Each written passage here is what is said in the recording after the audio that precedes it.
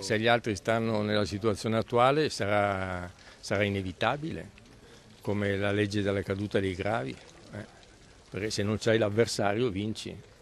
Se corri da solo di solito arrivi primo. Una battaglia senza avversari, una passeggiata per il centro-sinistra alle regionali del 2015 se le cose restano così come sono. Il nemico del Partito Democratico per ora è interno. Parla chiaro come suo solito Massimo Cacciari, che liquida il tentativo di Flavio Tosi di aggregare intorno al suo nome il centrodestra sia a livello nazionale sia regionale.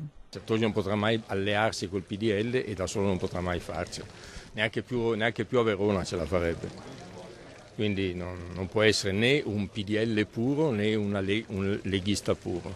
In questo caso vince chiunque del Partito Democratico. In Veneto per il centro-sinistra a questo punto non è un problema di candidato, secondo Cacciari. Zanonato o Variati, lei come li vede? Sono due persone ottime che vanno benissimo, ma ti ripeto, non è quello il problema è che capire che cosa ci sarà accanto contro gli Zanonato e Variati. Non lo so.